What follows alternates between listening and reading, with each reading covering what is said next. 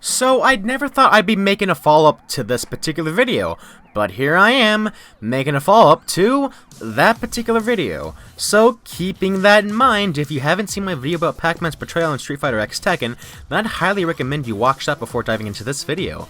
But to briefly recap, Pac-Man was one of many guest characters who appears in Street Fighter X Tekken. However, his interpretation was weird, let's just say.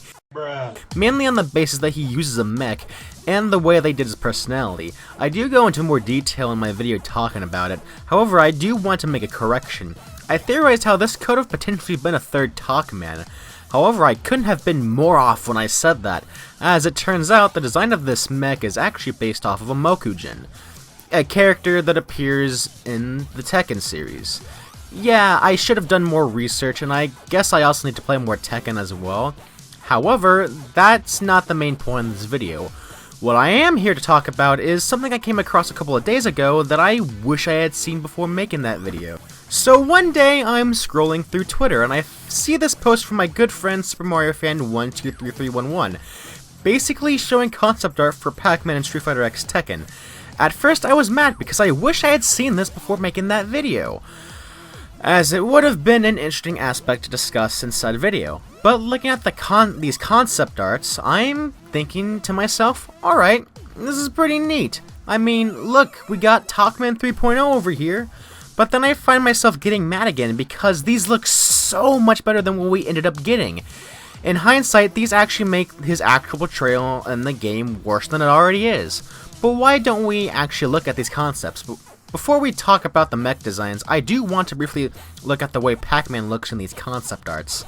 It appears that his design here is closer to his classic look, or as some like to call it, the Pac-Man world design, despite the fact that this design existed long before Pac-Man World's conception, as opposed to his Pac-Man party look that was used in the final game. Granted, he looks fatter here, but that's probably the artist's interpretation.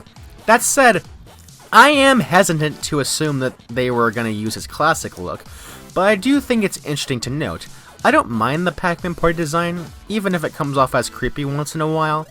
It is basically a prototype to his Ghostly Adventures design. Anyways, now let's talk about the mech designs. Let's start with the two that are the closest to the final design, aka the ones I find the least interesting.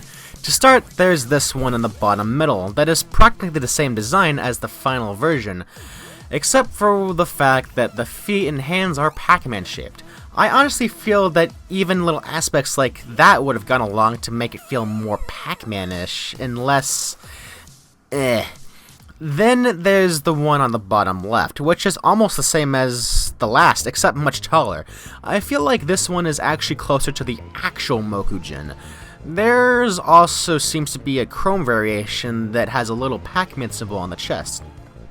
Now, this one on the far right, I do like very much. It's almost like a fusion of Mokujin and Pac-Man. I like how the control panel is seated inside the mouth. That's a neat little touch. I also like the one mech in the top middle.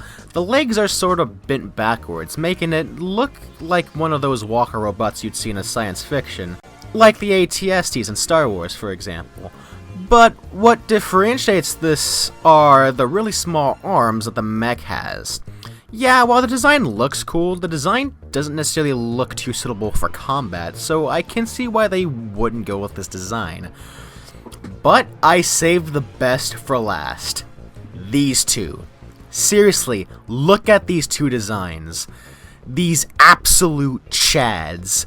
These look like they could be actually really fun to control. Like, look at the head, the armor, the bulky nature of it all. Not only does it fit Pac-Man, these could easily beat Pac-Man 3.0.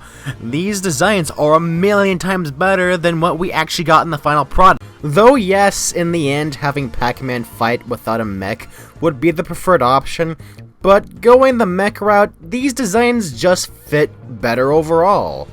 Now, before I end this, there are a couple of other things I want to go over.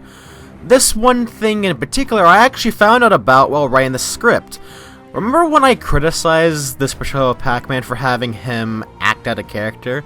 Well, as it turns out, there's an actual story-specific reason as to why that is. Pandora's Box, the main MacGuffin in the game that all the characters are after, actually has the ability to unlock the evil in a person. And, well, Pac-Man ate the entire damn box, so of course he's gonna go on to devour a city. So I guess now my complaint about him being out of character is kinda pointless. Though I do mean kind of. Another thing I want to bring up is that Heihachi from Tekken actually appears in Pac-Man Fever, and so having Pac-Man in this Tekken and Street Fighter crossover, basically everything comes full circle. Yeah, there's nothing really significant about this, I just wanted to bring it up.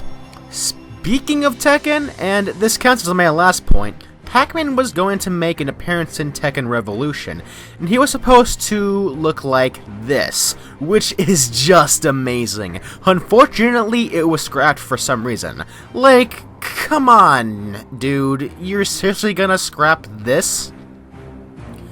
May you rest in peace, Buff Pac-Man. But you know what won't get scrapped? My hopes and dreams for Pac-Man World 4. I mean it. You cannot kill the dream. Nope, never, not at all. It will happen, alright? You hear me? Pac-Man World 4 will happen. You sons of bitches. You motherfuck. Okay, I do not remember what just happened. Was I yelling or something? Oh, okay, then. That was... Anyways, to cap off this video, this is something that could have been done so much better. But hey, at least we have these cool designs to look at. I guess this sort of wraps up the Pac-Man and Street Fighter X Tekken saga. That is, unless I decide to talk about Pac-Man's portrayal in Smash, to see how this compares to that. You know, there are a lot of different iterations of Pac-Man, some that are pretty weird, but some that are also pretty cool. Maybe somebody should do a top 5 versions of Pac-Man video. What's that, you say? I already have a script for said video that I have neglected to edit for 2 whole years? Who put you on the planet? Ugh. Anyways, I'll see you all later.